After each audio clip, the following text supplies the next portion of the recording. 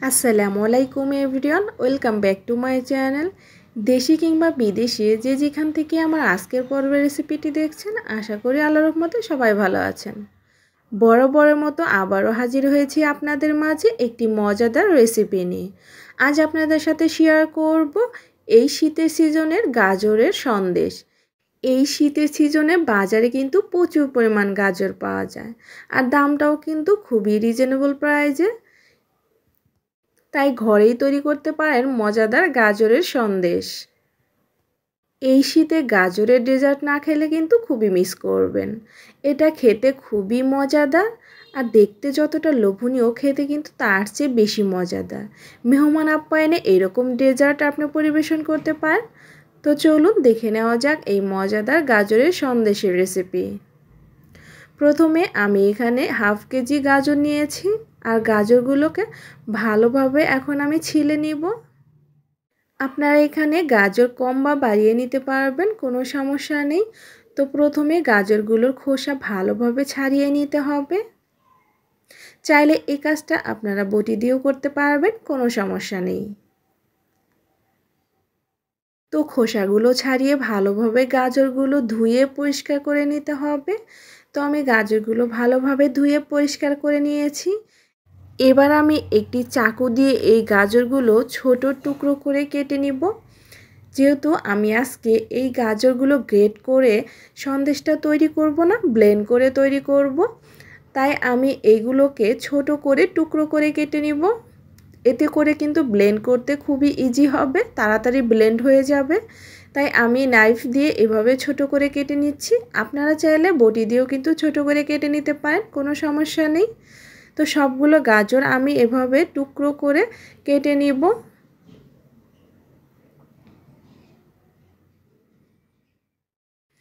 তো সবগুলো গাজর আমার টুকরো করে কেটে নেওয়া হয়ে গেছে, দেখতেই পাচ্ছেন। তো এবার আমি একটি ব্লেন্ডার জার নিয়ে নিব, আর এখন আমি এখান থেকে অর্ধেকটা পরিমাণ গাজর দিয়ে দিচ্ছি, আর দিয়ে দিচ্ছি পরিমাণ মতো পানি। এবার আমি ব্লেন্ড করে নিব। তো আপনারা চাইলে কিন্তু গ্রেট করেও নিতে পারেন, তাতেও কোনো সমস্যা নেই। তবে আজকে আমি ব্লেন্ড করেই দেখাচ্ছি। পরিমাণ মতো পানি দিয়ে এবার আমি ব্লেন্ড করে নিব। তো আমার ব্লেন্ড করে নেওয়া হয়ে গেছে, আমি দুইবারে ব্লেন্ড করে নিয়েছি, দেখতেই পাচ্ছেন এটা কিন্তু খুবই মিহি হয়েছে। তো এই পর্যায়ে আমি মূল রান্নাতে চলে যাব। তো চুলায় একটি প্যান বসিয়ে দিয়েছি। এখন এখানে দিয়ে দিচ্ছি 2 টেবিল চামচ পরিমাণ ঘি।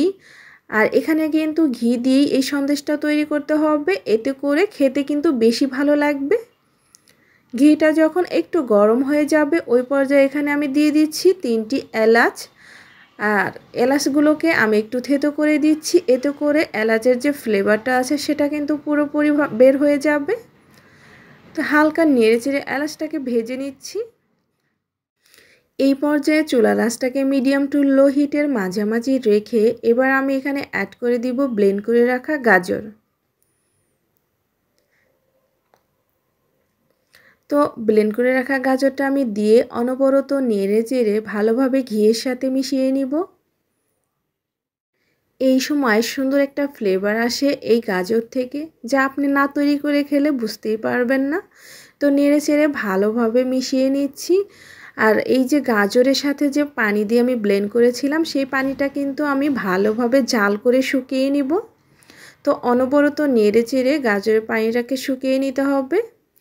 নাড়াচাড়া একদমই বন্ধ করা যাবে না, তাহলে কিন্তু তলায় লেগে যেতে পারে, আর ওই সময় কিন্তু এই গাজরের সন্দেশগুলো খেতে ভালো লাগবে না।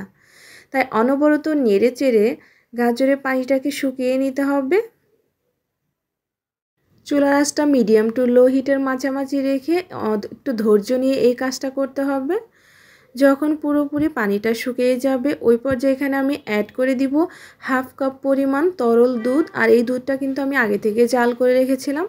এখানে আমি 1 কাপ নিয়েছিলাম, তবে আমি এখান থেকে হাফ কাপ ব্যবহার করছি, আর হাফ কাপটা আমি রেখে দিচ্ছি। হাফ কাপ দুধ ব্যবহার করলেই কিন্তু যথেষ্ট এই গাজরটা সিদ্ধ হওয়ার জন্য। তো আবারও ভালোভাবে নেড়ে চেড়ে দুধের সাথে মিশিয়ে নিচ্ছি, আর এই গাজরটা সিদ্ধ হওয়া পর্যন্ত অনবরত নেড়ে চেড়ে জাল করে নিতে হবে। তো বেশ কিছুক্ষণ জাল করে নেওয়ার পর এবার আমি অ্যাড করছি এখানে চিনি। আমি দিচ্ছি হাফ কাপ, তার চেয়ে একটু বেশি পরিমাণ চিনি। আপনারা আপনাদের পছন্দ মতো মিষ্টি কম বা বাড়িয়ে এখানে ব্যবহার করতে পারেন, কোনো সমস্যা নেই। ভালোভাবে আবারও মিশিয়ে নিচ্ছি। এখন চুলার আঁচটাকে মিডিয়ামে রেখে এই গাজরের মিশ্রণটাকে অনবরত নেড়ে চেড়ে ঘন এবং বেশ খানিকটা আঠালো করে নিতে হবে। এ পর্যায়ে নাড়াচাড়া একদমই বন্ধ করা যাবে না, তাহলে কিন্তু তলায় লেগে যেতে পারে আর ওই পর্যায়ে খেতে ভালো লাগবে না। এবার আমি এখানে 1 চিমটি লবণ ব্যবহার করছি। আপনারা যারা মিষ্টি জিনিসে লবণ খেতে পছন্দ করেন না তারা লবণটা স্কিপ করতে পারেন। তো এবার আমি দিয়ে দিচ্ছি 1/2 কাপ পরিমাণ গুঁড়া দুধ। আর এই গুঁড়া দুধটা দিলে কিন্তু গাজরের সন্দেশের টেস্টটা অনেক গুণ বৃদ্ধি পায়, খেতে খুবই মজার হয়, সুন্দর একটা শাহি ফ্লেভার পাওয়া যায়। তো আমি ভালোভাবে নেড়ে চেড়ে মিশিয়ে নিচ্ছি। অবশ্যই চেষ্টা করবেন এখানে গুঁড়া দুধটা ব্যবহার করার জন্য। তো আমি এখানে ফুল ক্রিম গুঁড়া দুধটা ব্যবহার করেছি। তো এবার অনবরত নেড়ে চেড়ে এই গাজরের মিশ্রণটা আঠালো হওয়া অবধি ভালোভাবে জাল করে নিতে হবে। আর এই কাজটা অনেক ধৈর্য সহকারে করতে হবে। তো যখন দেখবেন এরকম ঘন বা আঠালো হয়ে আসছে ওই পর্যায়ে আমি আরও 1 চা চামচ পরিমাণ এখানে ঘি ব্যবহার করছি। নামানোর পূর্বে এই গাজরের সন্দেশে ঘি ব্যবহার করলে সুন্দর একটা ঘিয়ের ফ্লেভার পাওয়া যায়, খেতে কিন্তু খুবই মজার হয়। তাই চেষ্টা করবেন সন্দেশটা নামানোর আগে একটু ঘি ব্যবহার করার জন্য, তাহলে খেতে খুবই ভালো লাগবে। তো যখন দেখবেন এরকম প্যানের গা থেকে ছেড়ে আসছে, এরকম আঠালো হয়ে আসছে, ওই পর্যায়ে চুলা থেকে নামিয়ে নিতে হবে। তো আমি এখন চুলা থেকে নামিয়ে নিব। তো এখানে আমি একটি সার্ভিং বোল নিয়েছি আর এর মধ্যে আমি বেকিং পেপার বিছিয়ে তার উপরে ঘিটা ব্রাশ করে দিয়েছি। এখন আমি এখানে গাজরের মিশ্রণটাকে নামিয়ে নিব।